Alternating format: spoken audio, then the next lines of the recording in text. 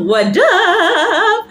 Welcome to my vlog. My name is Counselor Esther Solarin, and I am so super excited to do this vlog. I am back already.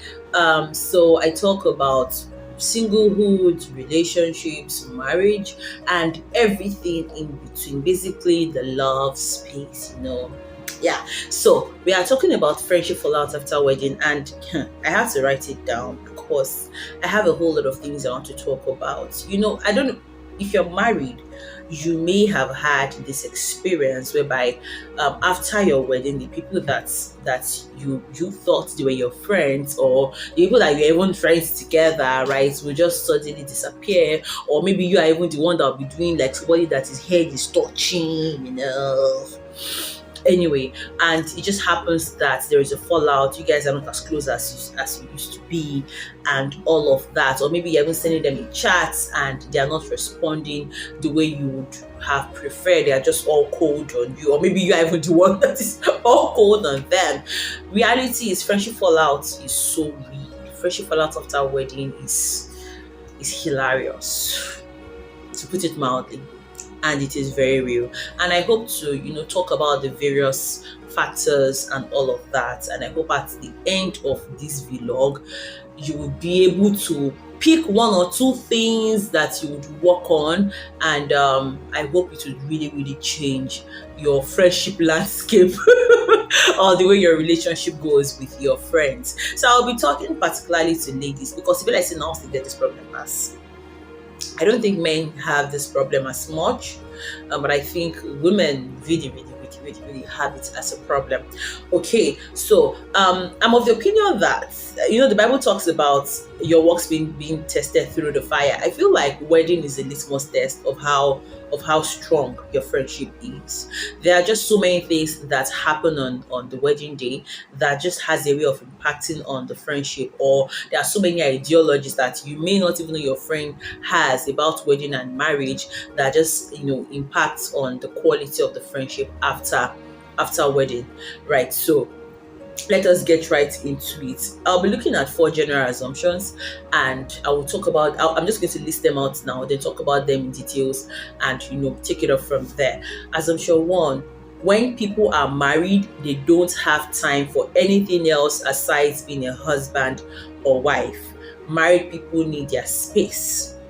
I don't know if you've heard something like that before. That, hey, they are married now, give them space. We'll talk about it in details too. Most men don't like their wives being friends with single ladies. They behave like it's a sin or something. We'll come back to that. 3: the single person has nothing to offer her married friend. Wahala. 4: singles hate to hear, my husband this, my husband that, my baby this, my baby that. Okay, so now let us get right into the meat of it. So the first one, we said when people get married, they don't have time for anything else aside being a husband and wife. So let us face it, right? Marriage is a big deal, and for many people, marriage is such a huge change, especially if they had to relocate. Maybe they were living outside the country and now they are living with their partner, with their spouse in the country or something. Or maybe just the general idea of having to move from where you were living to another place can be a big deal. The whole change in maybe food or even the relationship itself. Some people get married and realize that the relationship isn't as strong as they thought it was. I mean, the relationship with their spouse. And then they begin to have their own crisis.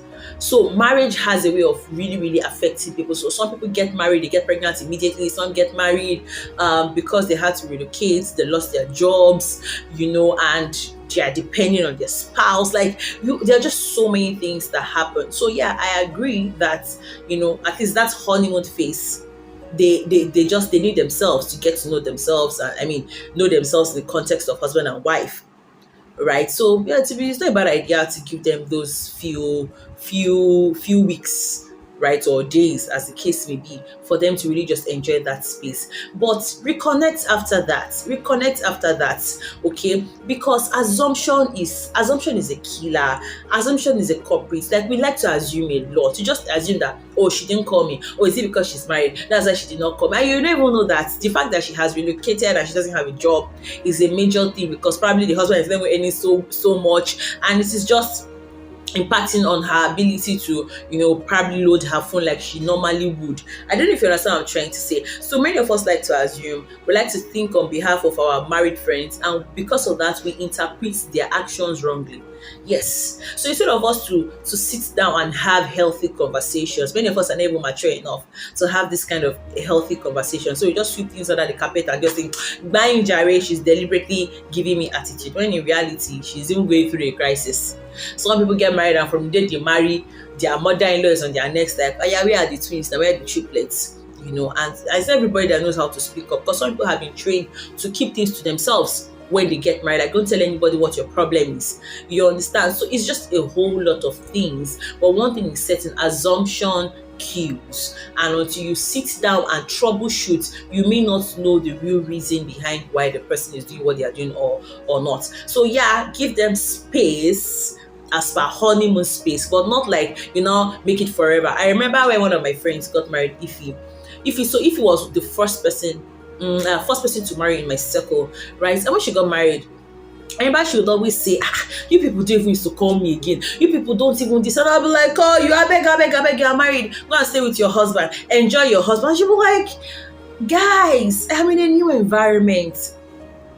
I need my friends. I don't even know anybody here. I am new in this church. I need my friends. Me particularly. I'll be like, I beg you, we'll go meet your husband. Your husband, you're one. Continue together forever.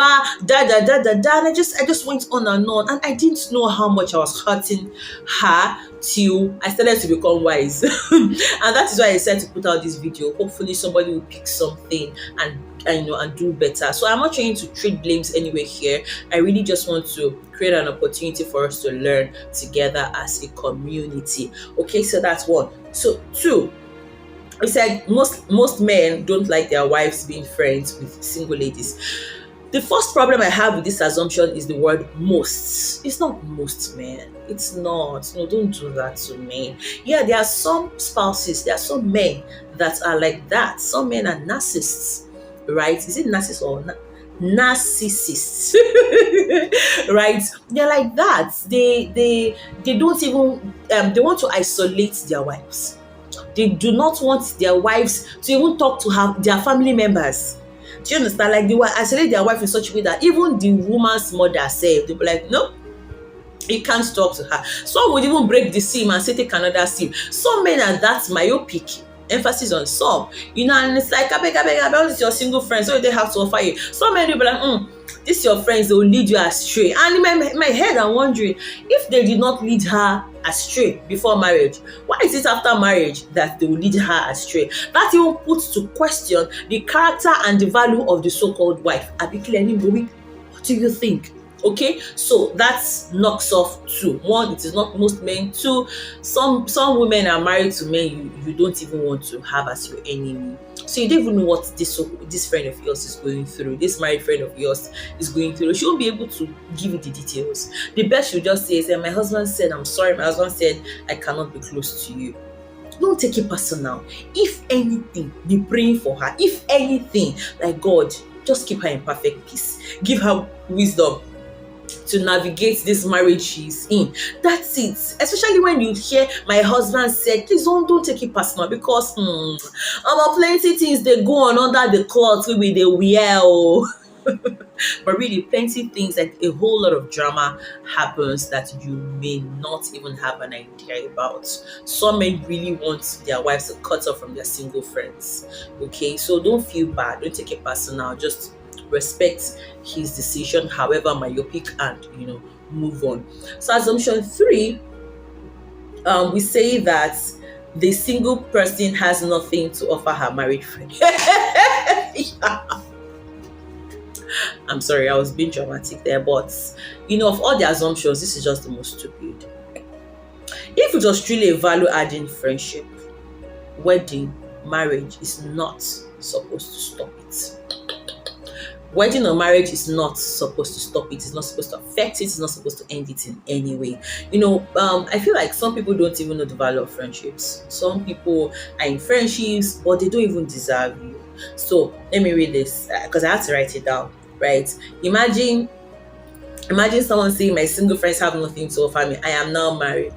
Auntie, you are the one that has nothing to offer your single friend. Yes, apparently marriage is the only thing you are bringing to the table, and that is just weak. That is just lame. That is just wrong.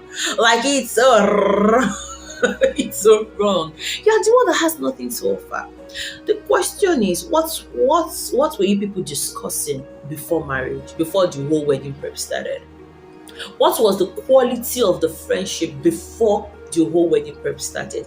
If it was just about, hey, see pastor's leg, see pastor's head, definitely you people cannot stand the test of time. It is not possible. But if people were helping yourselves, holding each other up in faith, supporting each other, encouraging yourselves, being there for one another, you see that this is a lot of value. Even yourself, you don't want to throw away that kind of friendship. I have friends. I had single friends. Some of them are married now, but I had single friends as when I was getting married, and many of them are still my friends till today. Many of them are still my friends till today. Why? I appreciate and I recognize their worth in my life. You see, you need friends, and marriage is just it's a bus stop. Stop. I'm gonna say stop. Bus stop in our lives. It is not the destination. Like there's so much. You need your community.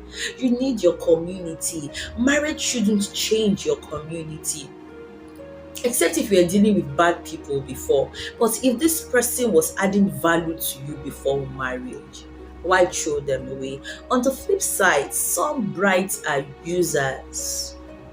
Let me break that table. Some brides are users. So you have a friend who came all the way down for your wedding, or your friends came all the way down for your wedding. They even did surprise bridal shower for you, and you just look at them and you feel like, I beg, these ones are useless, Jerry. They don't have anything to offer me. Please go and sleep. Go and sleep. Nonsense. I want you to repent now. If you're on that table, if none of your friends have, think about it. You too, evaluate these people. What addition have they added to you? What value, have they added to you in time past? That should be the judge, and not your marital status. Okay. Then number 4. So number 4, I said singles hate to hear my husband this or that.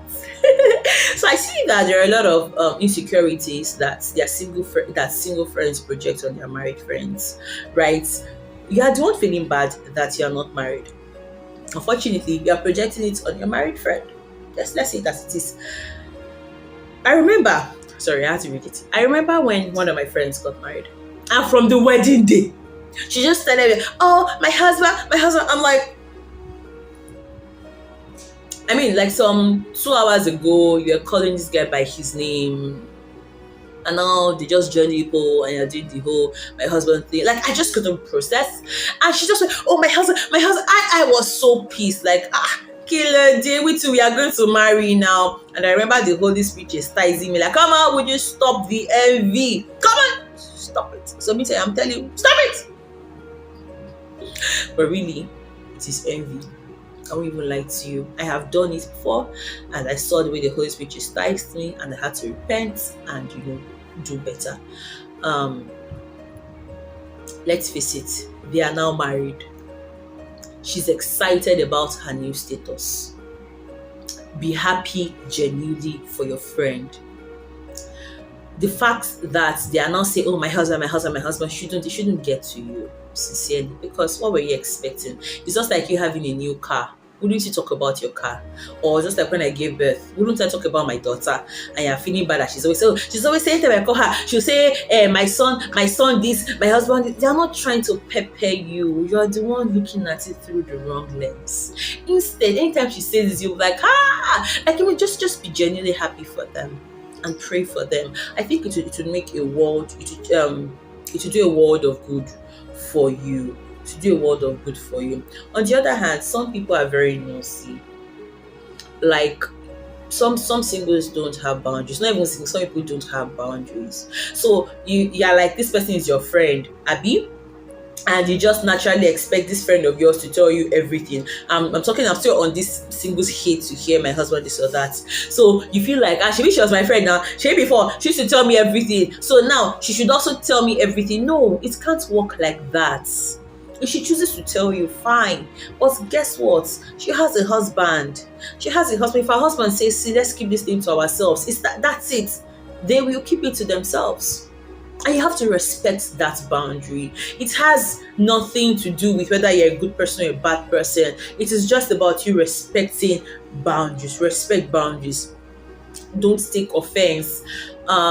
They have their reasons for doing what they are doing. And apart from marriage talk, what other things can people talk about?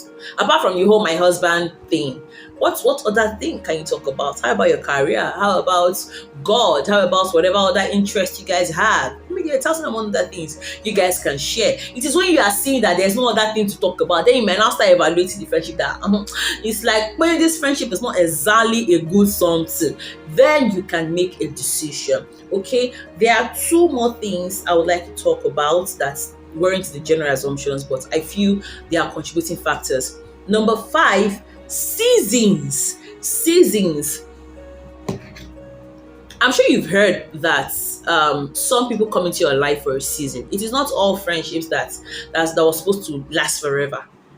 Right, that was that say, oh, because you know ourselves in primary school, so we must die together. You're not life partner, my dear.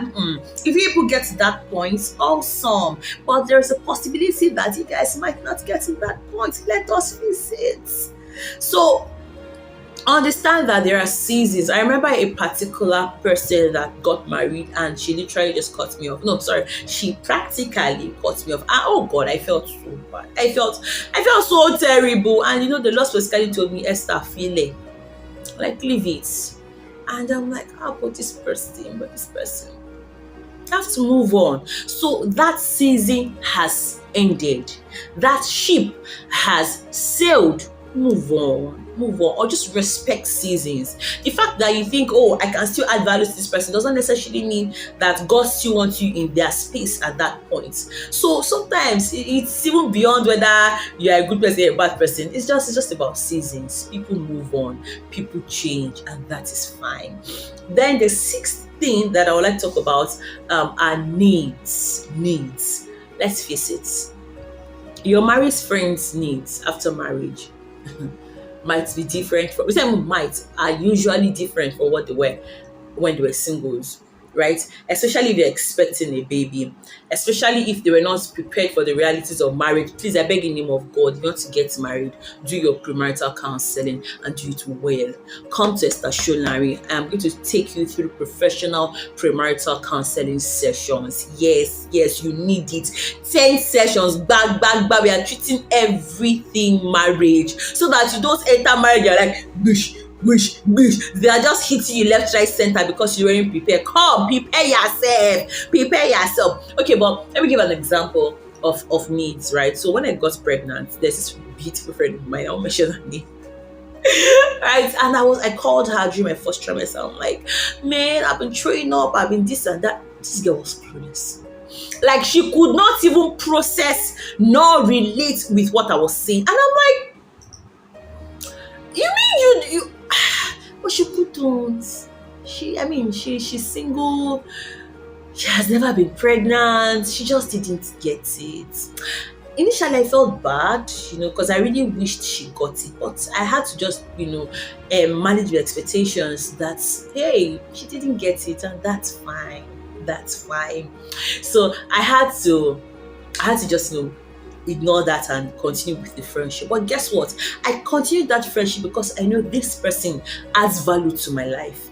I know beyond the fact that she couldn't relate with that season of my life. She's still a value-adding person to me. So I wasn't going to throw away the friendship. Some people will just throw away baby dishwater, like, baby, can you imagine? She couldn't even relate, but she can't.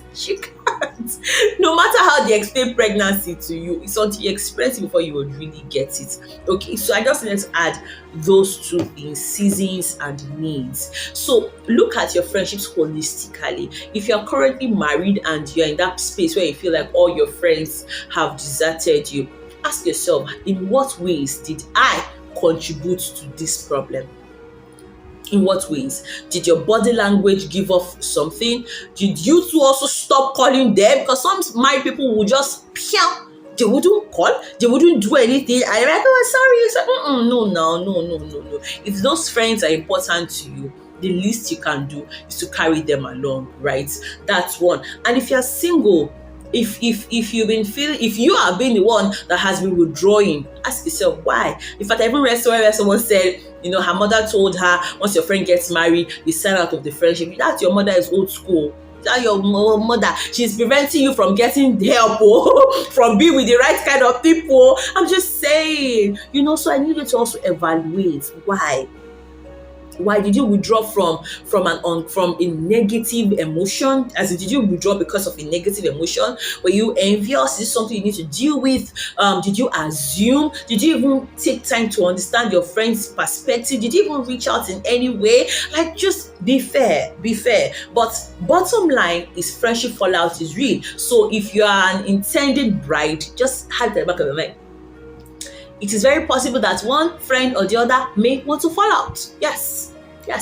You can't help everybody. You can just do your best. You can be the one that would reach out, that would be friendly, that would love and all that. But hey, it's also possible that the single friend might decide to not want to be friends with you, and that's fine. We are all adults, so we should be allowed to make our choices. So that's fine. But my point is, don't just dismiss people because of an assumption that you have about the season of life they are in. Still be a good friend, still be a valuable friend. And if you've ever been shunned, either as a single person or as a married person, by your either single or married friend, I want to say my condolences. No, I'm not saying that. But I really genuinely empathize with you. I have been there. I've been on both sides of the divide. And I really, no. I don't think I didn't have any single friend that turned me down after I got married. No, I didn't know. But as a single person, I've had married people do that to me, right? So, I really empathize with you. But again, look over it. Away from your emotions, look at it logically, pray about it, and I pray that the Lord will grant you healing and direction. I hope this podcast I'm used to doing podcasts, God. I hope this vlog blessed you. Tell me what you learned. Share your experiences with me. Let me know if you loved this video. If you'd like to see more things like this, what other topics would you like me to take up? I have a list. I'm writing them down, and I'm more serious. I am more dedicated. I am going to get through with all of this. I'll keep posting by God's grace. Amen. So once again, my name is Esther Solarin. I am an author of 3 books actually. Go to my website www.imolecounseling.com and get either 7 days prayer guide for singles, or relationship 101, or Dear Brides to Be. Dear Brides to Be is your guide if you're getting married, like you need it. I'm not even joking. Get it. Also, do well to book your professional counseling sessions. Follow me on Instagram at @DaraFasimilady_Official and Imole Counseling. And I look forward to seeing you in my next video. I love you. Mwah. Bye.